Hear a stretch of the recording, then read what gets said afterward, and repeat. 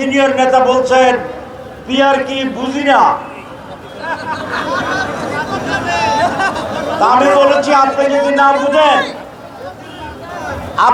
না বুঝেন তাহলে একদিন আমার ক্লাস করেন, আমি পড়াবো।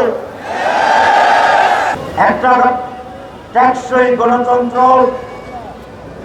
বাংলাদেশের সমৃদ্ধির জন্য অপরিহার্য। জামাত সেই টেকসই গণতন্ত্র রক্ষার জন্য সংগ্রাম করে যাবে। আমরা বলেছি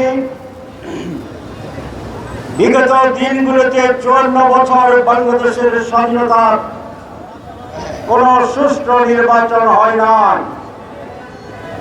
73 সালের নির্বাচন থেকে শুরু করে শেখ হাসিনার সর্বশেষ নির্বাচন, এখানে রিগিং করা হয়েছে, কেন্দ্র দখল হয়েছে, টাকার খেলা হয়েছে, বিরোধী দলকে কেন্দ্রে আসতে দেয় নাই, দিনের ভোট রাতে হয়েছে, ভোটার বিহীন নির্বাচনে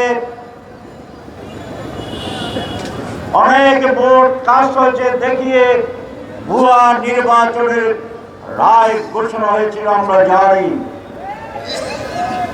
এই 54 বছরের নির্বাচনের যে অভিজ্ঞতা সেইটা বলে গতানুগতিক ট্র্যাডিশনাল নির্বাচনে মানুষের জন্য অধিকার নিশ্চিত হয় না।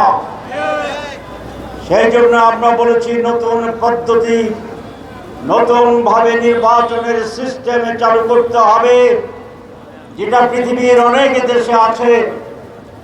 প্রতিনিধিত্বমূলক নির্বাচন পিয়ার, এখানে কেন্দ্র দখলের সুযোগ নেই, টাকার খেলার সুযোগ নেই।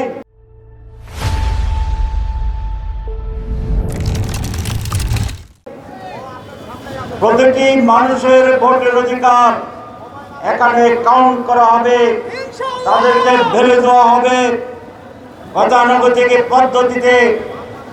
যিনি 51% পান তিনি বিজয়ী, যিনি 49% পান উনি ফেল, তার জিরো, তার ভোট পৌঁছে যায়। কিন্তু পিয়ার পদ্ধতি সারা দেশে যে দল যে পরিমাণ ভোট পাবে সবগুলাই বিবেচনা আনবে, কাউন্ট হবে এবং সেই অনুপাতিক হারে সেই দল সেই পরিবার আসন পাবে। এটা কি সহজ কথা না কঠিন? সহজ না কঠিন?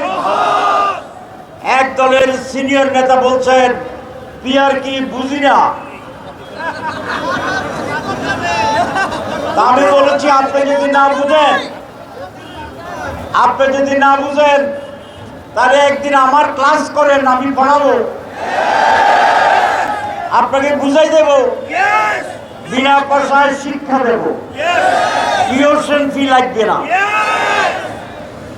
আরেক নেতার জবাব দিয়েছেন যে নেতা পিয়ার বুঝে না তাহলে সারা দুনিয়ার তিনি কোনো খবর রাখেন না, এরকম নেতা রাজনীতি করা ঠিক না।